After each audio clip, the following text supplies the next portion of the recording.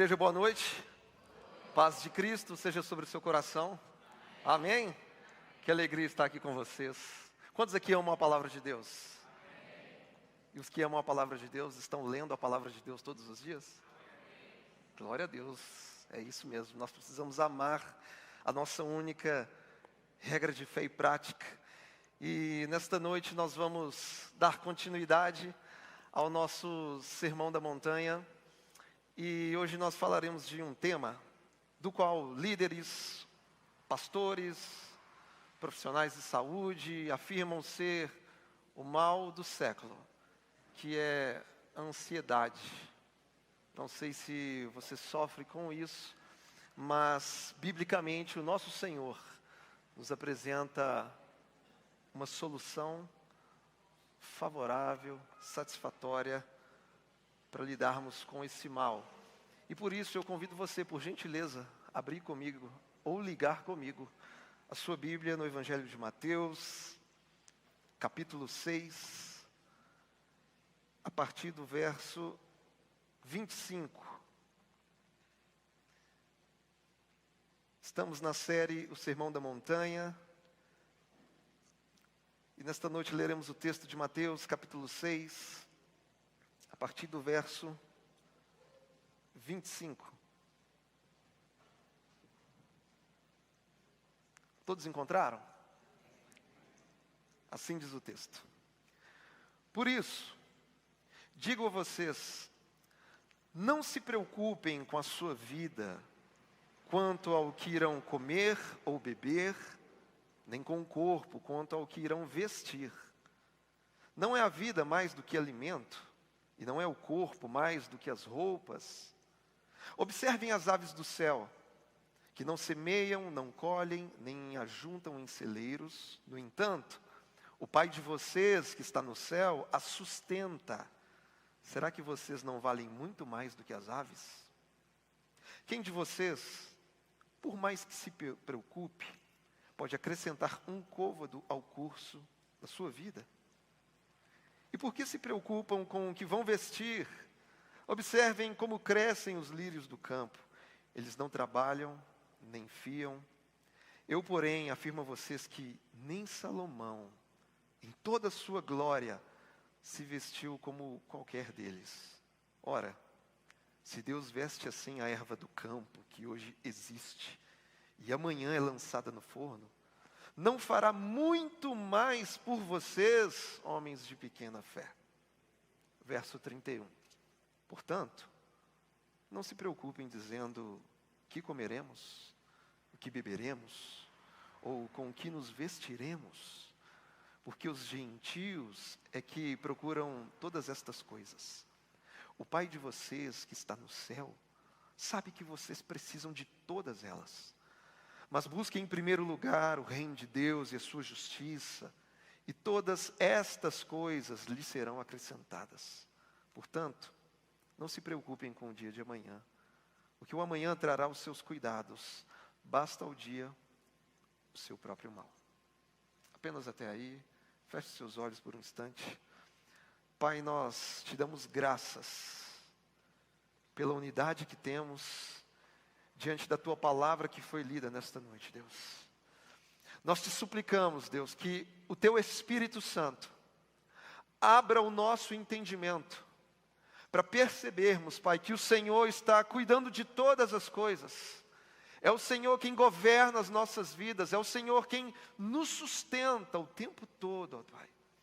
E o Senhor não é negligente no cuidado para com os seus filhos.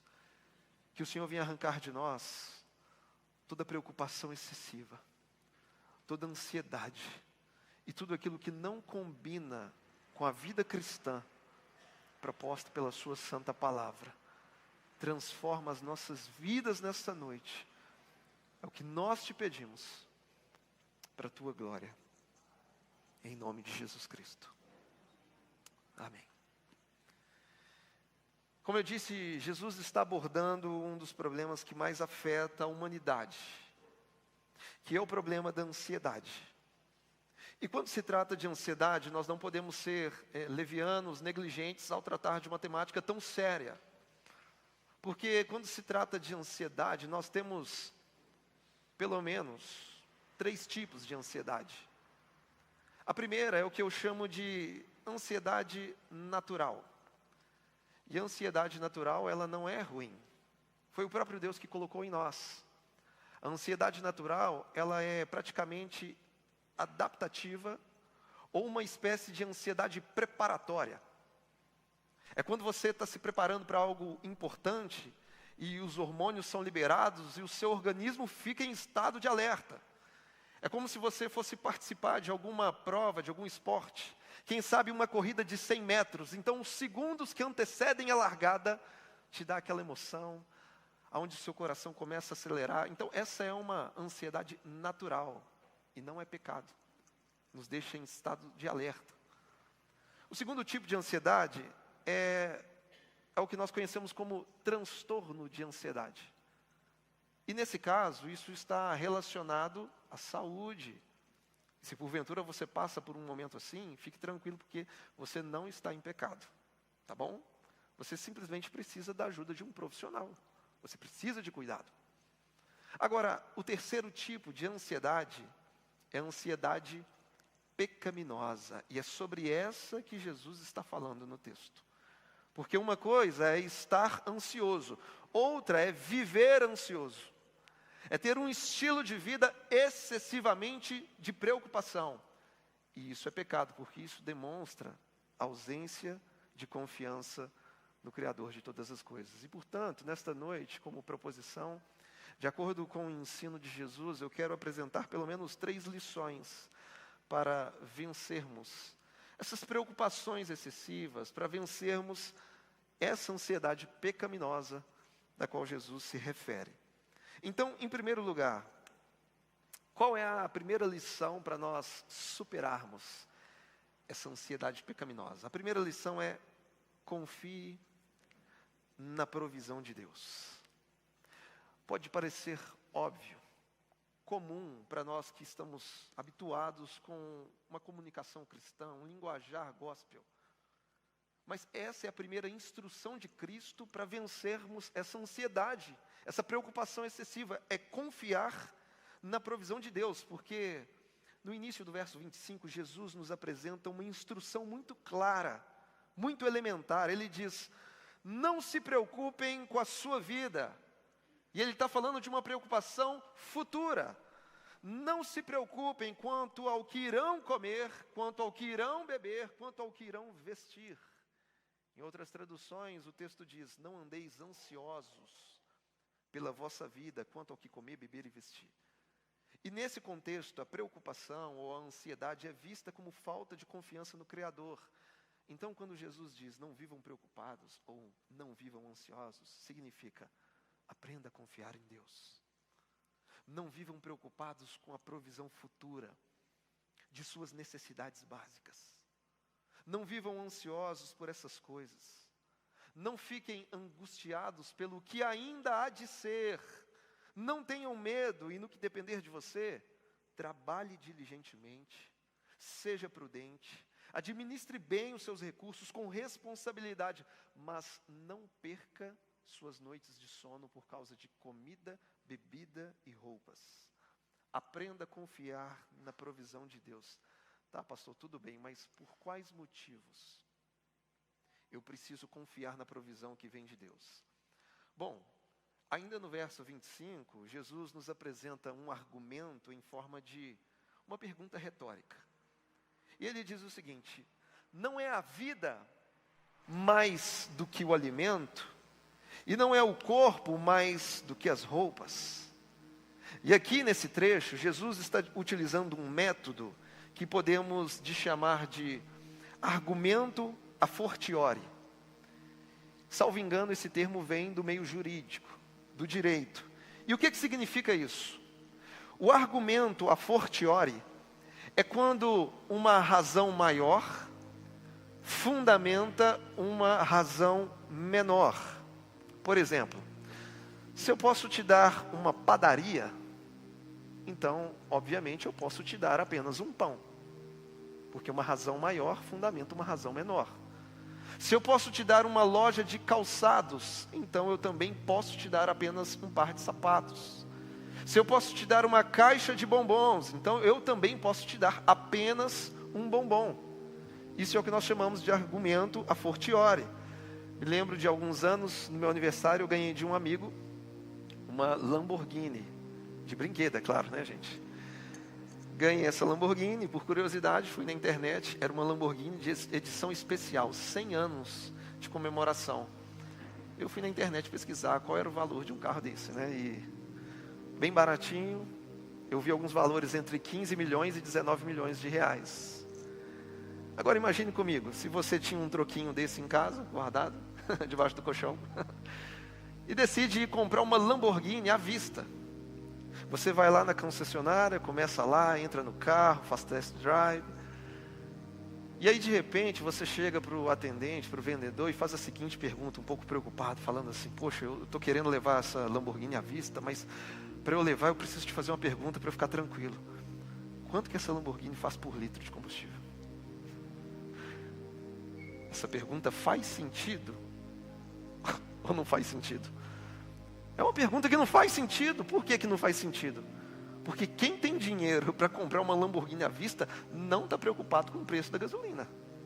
Gasolina pode estar R$15 o litro, a pessoa não está preocupada com isso. Ela tem 19 milhões para dar assim, na cara. Então, resumindo, a lógica do argumento a fortiori é a seguinte: quem pode mais, pode menos. Portanto, Jesus está dizendo que a vida tem mais valor que a comida. O corpo tem mais valor que as roupas. E a pergunta que eu faço é: você acha que o Deus que te deu a vida não vai conseguir te alimentar? Você acha que o Deus que fez o seu corpo, com toda a sua complexidade orgânica, com toda a sua estrutura óssea, Ele não vai conseguir, não vai dar conta de te vestir? Se Deus fez o mais difícil, certamente Ele vai fazer o mais fácil, porque o Deus que pode mais, pode menos. Se Ele te deu a vida, Ele provê a comida. Se Ele te deu um corpo, Ele provê as roupas. Porque não existem necessidades tão pequenas que Deus não consiga resolver, e não existe preocupação tão grande que Ele não consiga atender aos seus filhos. Por isso, confie na provisão de Deus, porque Ele está cuidando de tudo. E ainda na sua argumentação, Jesus traz para nós duas ilustrações. Uma para se referir ao alimento e outra para se referir às roupas, que são as ilustrações das aves no céu e dos lírios no campo. E nos seus exemplos e na sua argumentação, Jesus diz: observem as aves do céu. Elas não plantam, elas não colhem, elas não ajuntam em celeiros, ou seja, elas não fazem estoque para durar um mês inteiro. Não. Contudo, o Pai Celestial as alimenta. E Jesus faz uma outra pergunta retórica: será que vocês não valem muito mais do que essas aves? Na segunda ilustração, ele fala sobre os lírios do campo, dizendo: e por que vocês se preocupam com o que vão vestir? Observem como crescem os lírios do campo. Eles não trabalham, nem fiam, ou seja, eles não costuram. Eles não frequentam um brechó para comprar alguma roupa mais barata. Eu, porém, afirmo a vocês que nem Salomão, que é uma referência de riqueza no Antigo Testamento, de glória, de realeza, de esplendor, de sublimidade. Então, Jesus diz: eu afirmo que nem Salomão, em toda a sua glória, se vestiu bem como qualquer um dos lírios. Ora, se Deus veste assim as ervas do campo, que hoje existe e amanhã é lançada no forno, não fará muito mais por vocês, homens de pequena fé? Olhando para essas duas ilustrações das aves e dos lírios, primeiro a gente precisa compreender o que elas não estão dizendo. Quando Jesus traz essas duas ilustrações, primeiro, elas não significam que podemos ser preguiçosos e indolentes quanto ao trabalho. Quando Jesus fala sobre as aves e os lírios, Ele não está pedindo para que a gente fique sentado, de braços cruzados, aguardando a provisão de Deus chegar até nós. Não é isso que o texto está dizendo, porque todo cristão tem o dever de ser prudente e diligente no seu trabalho, porque a provisão de Deus, como nós já aprendemos, ela não anula a nossa responsabilidade de trabalhar. Então Deus sustenta aves e lírios, sim, mas aves e lírios também trabalham. As aves adultas, elas não ficam lá no ninho esperando a provisão chegar. Porque Jesus não disse, observem as aves no ninho. Não, observem as aves nos céus.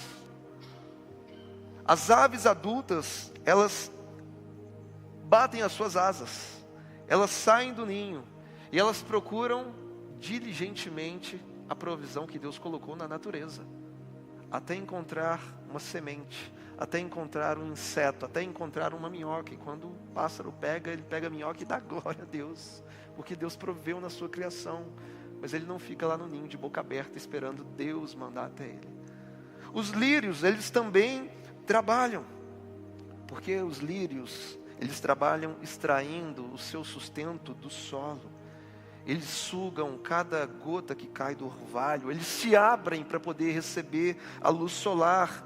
Então nós entendemos com isso que o mesmo Deus que provê o alimento e a roupa, também provê inteligência e força para poder trabalhar. Porque o nosso Deus soberanamente provê uma sinergia entre provisão e trabalho, provisão e trabalho, provisão e trabalho, que se encaixam de uma maneira muito perfeita. Além do mais, essas duas ilustrações, elas não significam que eu e você estamos livres de dificuldades. Porque pássaros passam por dificuldades.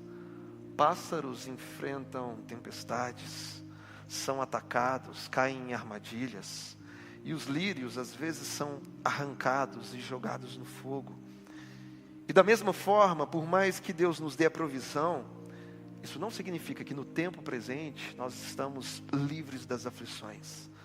Não estamos isentos de crises, de apertos, inclusive apertos financeiros. Agora, em contrapartida, o que essas duas ilustrações significam? Aqui nós entendemos que elas representam o cuidado que Deus tem com toda a sua criação. Nesse texto, Jesus está nos ensinando sobre a doutrina da providência de Deus. Porque tudo o que Deus estabeleceu, tudo aquilo que Deus criou está debaixo do seu governo, está debaixo do seu sustento, está debaixo dos seus cuidados santos. E assim também é a sua vida diante do Criador. Por mais que passemos por aflições e dificuldades, saiba que Deus não perdeu o controle. Ele é soberano, Ele está por trás, cuidando de cada detalhe, fazendo com que tudo coopere para o nosso bem, para que eu e você sejamos fortalecidos, forjados e supridos segundo o propósito de Deus. Portanto, se Deus cuida bem dos passarinhos, se Deus cuida bem das plantas, Ele cuida ainda melhor dos seus filhos na fé. Sabe por quê? Porque para Deus, você é mais importante do que plantas e animais. E como eu disse de manhã, eu preciso ser taxativo nisso. Eu preciso ser claro nisso e repetir o que é óbvio. A sua vida tem mais valor para Deus do que animais e plantas. E eu digo isso porque, infelizmente, dentro de uma cultura de idolatria, às vezes plantas e animais são mais importantes que os seres humanos. Eu não sei se você já viu alguns vídeos de vacas andando pelas ruas na Índia, onde são cultuadas como divindade, e ninguém pode tocá-las, ninguém pode fazer nada com aquelas vacas. E às vezes nos mesmos vídeos a gente vê ao fundo crianças morrendo de fome, sendo que certamente uma vaca como aquela alimentaria muitas daquelas crianças. Quantas vezes eu vi algumas pessoas promovendo movimentos para proteger ovos de tartarugas marinhas, e de fato devem ser protegidos, mas também vi essas mesmas pessoas desprezarem um embrião humano no ventre de uma mulher. O que eu estou dizendo é que quando existe uma cultura de idolatria, animais e plantas se tornam mais importantes do que pessoas. Mas de acordo com a Escritura, a história é diferente. Porque dentre todas as coisas criadas no universo, o ser humano é aquele que tem mais valor diante de Deus. Portanto, Deus cuida bem dos animais? Sim, e nós também devemos cuidar. Deus cuida bem das plantas, da natureza? Sim, e nós também devemos cuidar. Contudo, Ele cuida melhor ainda dos seus filhos. Porque até onde eu sei, de acordo com a Escritura, nenhum animal, nenhuma planta recebeu o status de imagem e semelhança de Deus. Os únicos que receberam esse status, esse título de serem imagem e semelhança do Criador, foi eu e você. Foi a humanidade. E o que eu quero dizer é que se Deus é atencioso para cuidar daquilo que tem menos valor, como aves e lírios, certamente Ele está cuidando da sua vida e da sua família. Ele não é negligente, Ele está cuidando de você. Porque nós estamos debaixo da providência de Deus. Quem sabe, talvez você só não tenha percebido isso. Mas a sua vida está debaixo da providência do Criador. Gente, olha para a sua história. Olha para a sua trajetória cristã. Quantas vezes você achou que iria faltar e não faltou? Quantas vezes você achou que o orçamento não ia dar certo naquele mês, mas no final deu tudo certo? Isso é provisão de Deus. Quantas vezes você pensou assim, não, Deus, agora não tem mais jeito, agora é o fim de tudo, mas hoje você está aqui, vestido, nutrido e respirando. Você acha que isso foi uma cadeia de coincidências, de aleatoriedade da vida? Não, é a providência do Pai sobre a sua vida, cuidando de você o tempo todo. E de acordo com o texto, Jesus está nos convidando a olhar para a criação, pois por 2 vezes ele utiliza o mesmo verbo, o verbo observar. Ele diz, observem as aves dos céus, observem como crescem os lírios do campo. Em outras palavras, Jesus está dizendo, acordem, abram os olhos, porque vocês estão cegos de tanta preocupação, a ansiedade excessiva cegou vocês, então voltem a enxergar, observem os pássaros, observem os lírios, e vejam a grandeza de Deus revelada na criação. Ele está cuidando de cada detalhe, Ele está cuidando da sua vida, Ele está cuidando da sua família, Deus está nos sustentando com a tua santa providência. Então a primeira lição para a gente se ver livre desse mal pecaminoso que é a ansiedade é aprender a confiar na providência de Deus. Ele está cuidando de tudo. E aqui no texto Jesus não está prometendo luxo para ninguém, Ele está falando de necessidades básicas. Então o que é necessário para a manutenção da vida e que você cumpra os propósitos de Deus, certamente Ele vai prover sobre a sua casa. Segunda lição para a gente vencer a ansiedade: coloque o reino de Deus em primeiro lugar. Essa é a segunda lição. E Jesus começa o verso 31 dizendo, portanto, não se preocupem dizendo, que comeremos, que beberemos, com que roupas nos vestiremos, porque os gentios é que procuram todas essas coisas. O Pai de vocês que está no céu sabe que vocês precisam de todas elas. Aqui no texto, o termo gentios representa aqueles que não pertencem à aliança. São pessoas que não fazem parte do povo de Deus. E qual é o alvo central da vida deles? Eles vivem para comer, para beber e para vestir. É isso que eles buscam em primeiro lugar. Esse é o alvo principal da vida deles. E por isso eles vivem preocupados. Por isso eles vivem ansiosos. E isso nos ensina que uma preocupação excessiva é um comportamento de quem não tem aliança com Deus. O viver ansioso é um estilo de vida de quem não faz parte do povo de Deus. Agora, em contrapartida, qual é o comportamento correto? Daqueles que professam a sua fé em Jesus. Aí sim, no verso 33, Jesus diz, mas busquem em primeiro lugar o reino de Deus e a sua justiça, e todas estas coisas lhes serão acrescentadas. Eu já disse aqui que reino é sinônimo de governo. Portanto, quando buscamos o reino e a justiça, estamos dizendo, Pai, governe os nossos corações, governe os nossos pensamentos, governe as nossas vontades, porque a nossa vida te pertence. Usa-nos para a tua glória, nós queremos proclamar o teu evangelho. O nosso desejo é consolar os aflitos, libertar os cativos, acolher os necessitados, curar os enfermos, restaurar os abatidos. Queremos manifestar a sua vontade no mundo. Isso é buscar o reino de Deus e a sua justiça. E obviamente isso nos ensina que o nosso desejo pela manifestação do reino de Deus deve ser muito maior do que o nosso anseio por satisfazer nossas necessidades particulares. Em Mateus 6,33 nós temos um mandamento e uma promessa. O mandamento diz: busquem o reino de Deus em primeiro lugar. E a promessa diz: Deus vai acrescentar todas estas coisas.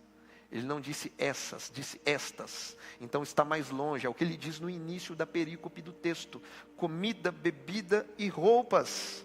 Ele vai acrescentar isso sobre as nossas vidas. Então isso significa que quando nós cuidamos das coisas de Deus, Ele também cuida das nossas. Porque quem se ocupa com as questões do reino não se preocupa com as necessidades da vida. Portanto, quem obedece o mandamento vai desfrutar da promessa. Enquanto buscamos o reino e a sua justiça, Deus cuida do resto. E eu te pergunto, você tem buscado o reino de Deus em primeiro lugar? Ou você tem vivido ansioso com as suas necessidades futuras, com ainda o que há de ser? A nossa posição social hoje, no século 21, ela é infinitamente melhor do que a posição social dos cristãos que viveram no primeiro século. Inclusive daqueles que estavam ouvindo o Sermão da Montanha pregado por Jesus. Essa fala de Jesus sobre não ficarmos preocupados com o que comer, beber e vestir, indica uma confiança plena em Deus. Uma confiança que é diária. Porque no primeiro século, o pagamento de um trabalhador, ele era diário. Trabalhou, recebeu. Não trabalhou, não recebeu. Não tinha essa história de um salário semanal ou mensal para que você realizasse algum tipo de planejamento financeiro, algum tipo de reserva. Não existia isso na época. Nas casas, raramente havia estoque de comida. Não havia condições de se fazer uma compra para a semana, para o mês, para poder guardar em casa. Para se ter uma ideia, o judeu no primeiro século, ele basicamente tinha 2 peças de roupa. E se ele fosse muito rico, ele teria talvez de 4 a 5 peças de roupa naquela época. E se hoje, se pudéssemos transportar um nosso irmão do primeiro século, e se nós trouxéssemos ele para os dias de hoje, e abríssemos os nossos guarda-roupas, certamente eles falariam que nós somos ricos. E às vezes, na nossa dinâmica agitada, pós-moderna, a gente abre o nosso guarda-roupa cheio de peças, e ainda tem a ousadia de dizer que nós não temos nada para vestir. Eu estou sem roupas, eu não tenho o que vestir. E se eu sou capaz de dizer isso, isso revela que o meu coração está mais dominado pelo consumismo do que pelos interesses do reino de Deus. Portanto, o segredo para não viver preocupado é tirar o coração do consumismo e colocá-lo no reino de Deus. É claro que eu não estou falando que você não pode se vestir bem. Pelo contrário, vista-se bem, se você pode. Isso é muito bom. Venha elegante para o culto. Mas entenda que enquanto buscamos o reino e a justiça, Deus cuida do resto. Quem obedece o mandamento desfruta da promessa. E Deus vai acrescentar o que for necessário, como eu disse, para a manutenção da vida e para que o propósito dele se cumpra através de você. Por isso, repito, quem se ocupa com as questões do reino, não se preocupa com as necessidades da vida. E recapitulando, para se livrar da ansiedade, confie na providência de Deus. Ele está cuidando de tudo. Segundo, busque o reino de Deus em primeiro lugar, porque o que é necessário Deus vai suprir. E terceiro, viva um dia de cada vez. Jesus diz isso no verso 34. Portanto, não se preocupem com o dia de amanhã, pois o amanhã trará os seus cuidados. Basta o dia o seu próprio mal. Isso é claro para todos nós. Jesus está falando. Não se preocupem com o amanhã. Não vivam inquietos. E é claro que nós podemos sim planejar o futuro, mas não devemos viver ansiosos por causa dele. Porque a ansiedade, ela potencializa o problema e diminui a nossa capacidade de resolvê-lo. A ansiedade tem o poder de desviar o nosso olhar de Deus e fixá-los nas circunstâncias. Portanto, o viver ansioso é um estado de incredulidade. É falta de confiança em Deus. E essa falta de confiança em Deus vai te deixar completamente desassossegado, com a alma inquieta. Essa ansiedade constante vai te colocar num estado de agonia. Ela vai estrangular as suas emoções, vai subtrair a sua vida. Então entenda isso. A ansiedade é perigosa porque ela nos mata pouco a pouco.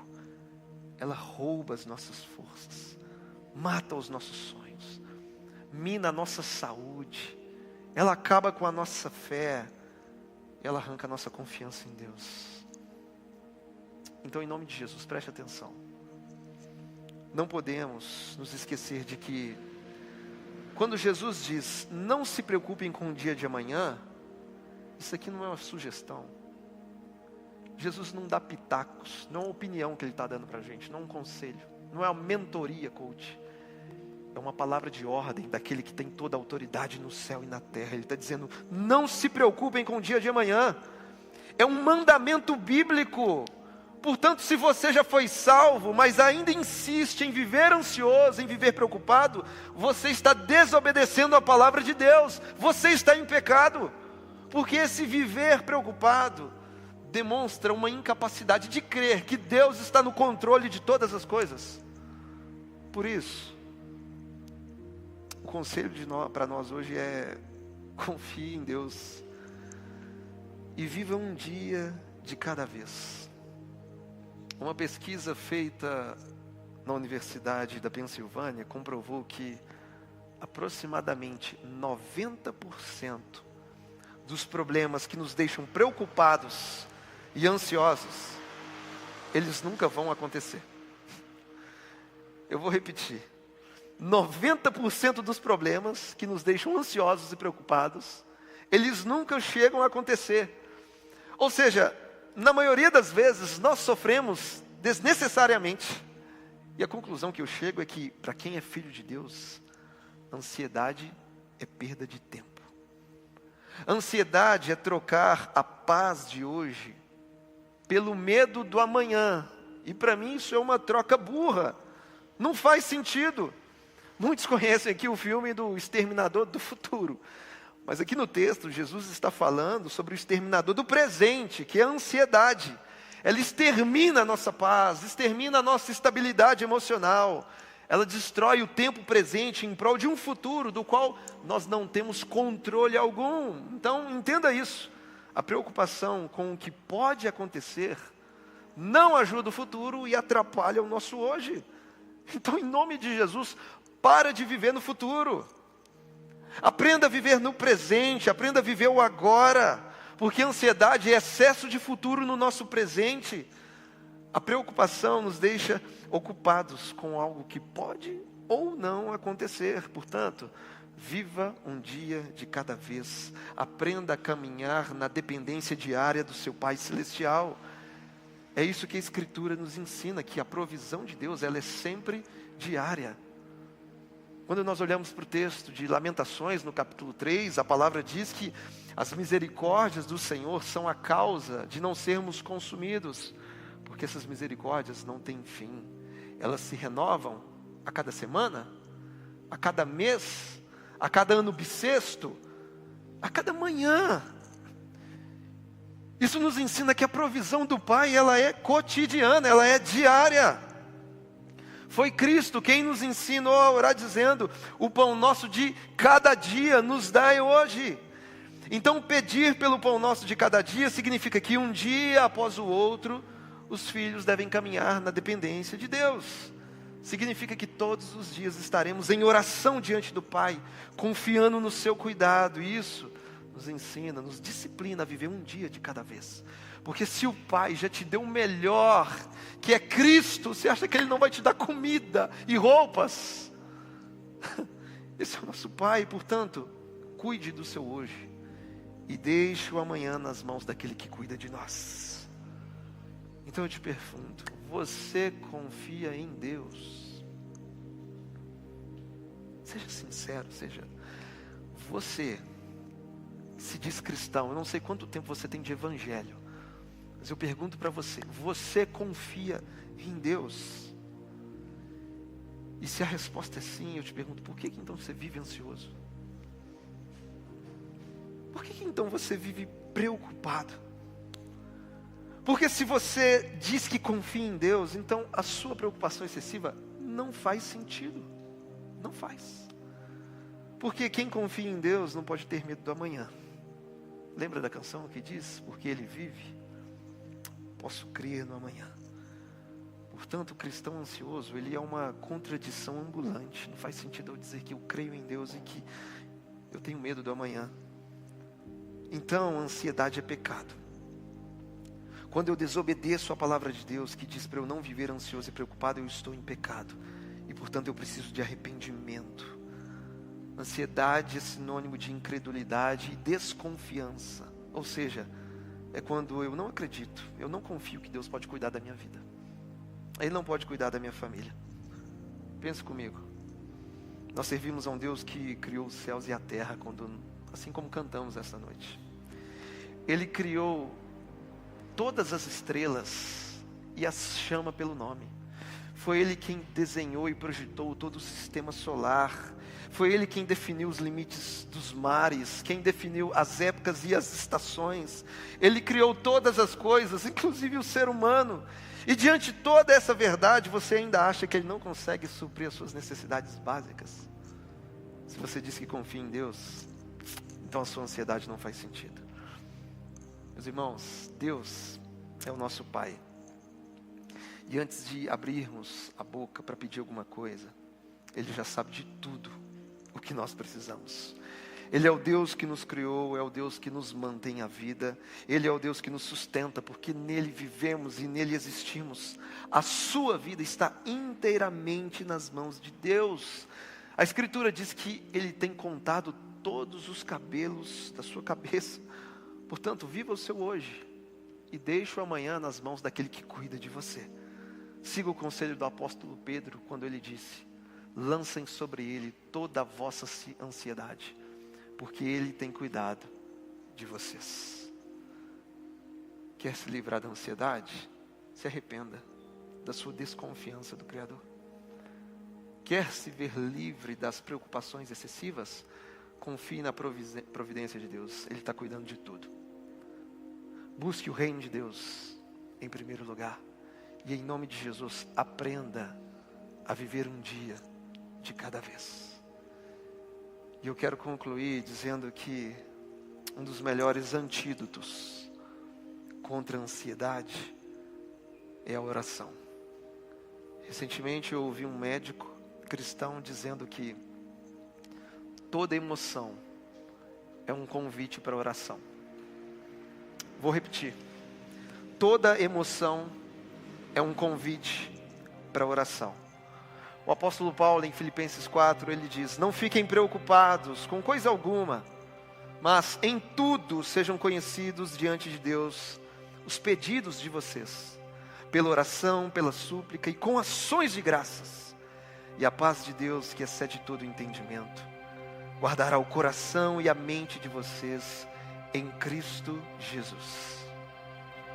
O que Paulo está dizendo é o seguinte: ao invés de viverem preocupados, ao invés de viverem ansiosos, conversem com Deus, entreguem a Deus as suas preocupações, orem, supliquem, agradeçam, dobre os seus joelhos, coloque a boca no pó, rasgue a sua alma, mas fale com Deus, porque a ansiedade desaparece quando a oração prevalece. A oração é a medicação divina para as nossas preocupações excessivas. Portanto, ore, ore, ore, até que a ansiedade desapareça, até que a paz de Deus que vem do alto, que excede todo entendimento, guarde o seu coração e a sua alma em Cristo Jesus, até que a sua confiança em Deus seja inabalável. Então ore, e não se esqueça, quando a crise chegar, quando a desconfiança aparecer, lembre-se que toda emoção é um convite para a oração. É o Pai te chamando para mais perto dele, para aprender a arte de depender dele todos os dias. Porque é Ele quem cuida de nós. É Ele quem cuida de nós. E se você entendeu essa verdade, por gentileza, fique de pé no seu lugar. E eu queria que você fechasse os seus olhos. E assim como eu disse de manhã, que você abrisse o seu coração, mas abra o seu coração com leveza. Porque nesta noite eu creio que Jesus quer trocar os fardos com você. Jesus tem fardos leves. O jugo de Jesus é suave. Pai, eu te peço em nome de Jesus, que o Teu Espírito venha expandir o nosso entendimento a respeito dessa palavra. Que o Teu Espírito arranque do nosso coração toda incredulidade, ó Pai. Que a nossa segurança e confiança do Senhor não seja abalada pelas circunstâncias. Portanto, transforma o nosso coração. Arranca das nossas vidas todo medo, toda insegurança no que diz respeito à semana que vem, a mês que vem, ao ano que vem. Arranca isso de nós, Pai. Nos encha do Teu amor, porque o Teu amor lança fora todo medo. Nos faça caminhar com segurança, com confiança, Pai. Porque nós dependemos de Ti para todas as coisas. E nós reconhecemos, de acordo com a Sua palavra, que nós temos diante do Senhor mais valor do que animais e plantas. Porque se o Senhor cuida das aves, se o Senhor veste bem os lírios do campo, melhor ainda o Senhor cuida de cada um dos Seus filhos. Nós cremos na Sua santa providência. E nós te pedimos que o Senhor nos dê inteligência e força para trabalharmos diligentemente, para sermos responsáveis na nossa gestão financeira. Contudo, que jamais venhamos perder noites de sono. Que o Senhor nos livre desse mal, que possamos, a partir desta noite, experimentar o sono do justo, porque nós estamos nos Teus braços. É o Senhor quem nos guarda. É o Senhor quem mantém as nossas vidas. Se hoje nós respiramos, é porque o Senhor liberou a Tua graça sobre nós. Portanto, nós reconhecemos que o Senhor tem cuidado de cada detalhe, Pai. Eu te peço em nome de Jesus, que a Tua confiança seja uma firme âncora na nossa alma, e que tempestade alguma, que crise alguma, possa abalar a nossa fé no Senhor. É o que eu te peço, para a Tua glória, em nome de Jesus. Em nome de Jesus. Seguro estou nos braços daquele que nunca me deixou.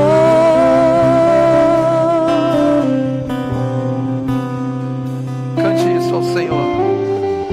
Seu amor perfeito sempre esteve repousado em mim.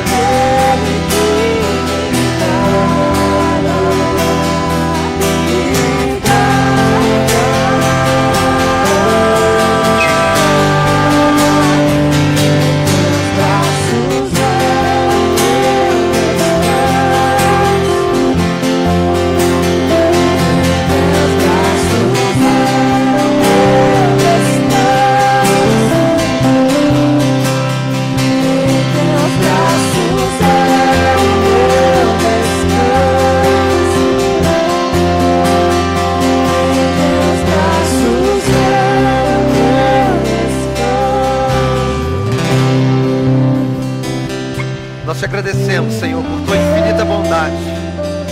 Te louvamos pela sua santa providência. Se nós estamos aqui, podemos dizer certamente, Ebenezer, até aqui nos ajudou o Senhor. Nós te louvamos porque é o Senhor quem cuida das nossas vidas e das nossas casas. E que assim possamos prosseguir confiantes no seu santo cuidado. Em nome de Jesus. Amém. Você pode aplaudir o Senhor nessa noite em gratidão. Obrigado, Jesus. Obrigado, Pai. Obrigado. Te louvamos, Senhor. Aleluia. Glória a Deus. Deixa eu fazer uma pergunta aleatória aqui. Alguém aqui já passou por dificuldade financeira?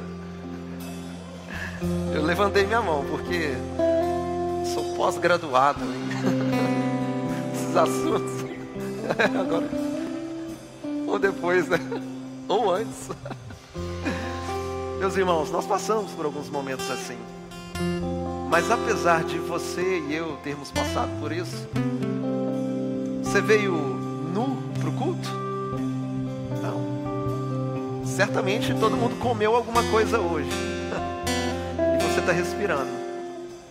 O Pai está cuidando de você. Ele não prometeu realeza, luxo, mas o que é necessário o Pai vai prover sobre as nossas vidas. E na nossa experiência de fé, eu quero fazer também um alerta. Porque a provisão de Deus sobre as nossas vidas, ela pode surgir de uma maneira direta. Deus pode agir de uma forma sobrenatural. E Ele também pode agir de uma forma indireta, usando a família da fé. Porque Deus tem os seus meios de trabalhar no nosso meio.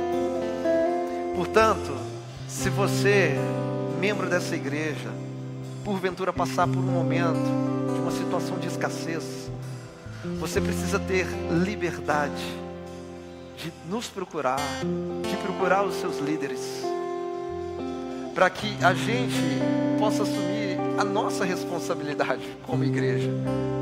Porque se eu tomar conhecimento de que alguém passa por uma situação assim, e ninguém me fala nada, meu irmão, isso é uma vergonha para a igreja. Isso é uma vergonha para o evangelho. Porque nós somos irmãos uns dos outros e precisa haver essa liberdade no nosso meio. De chegar, fulano, não deu para fazer compra esse mês, a situação está delicada. Então converse com a sua família da fé. Que a gente tenha essa maturidade, essa consciência e essa liberdade.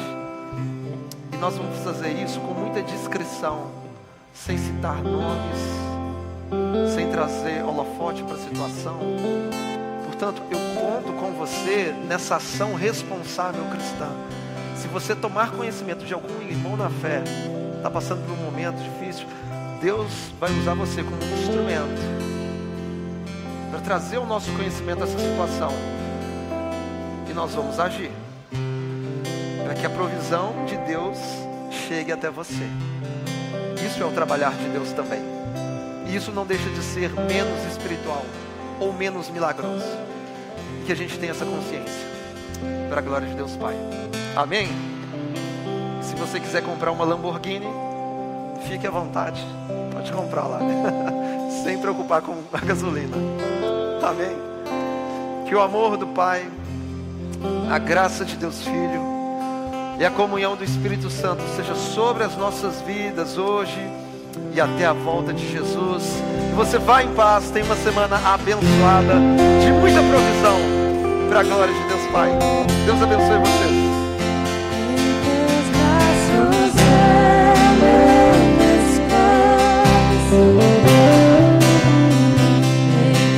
Braços é o meu descanso,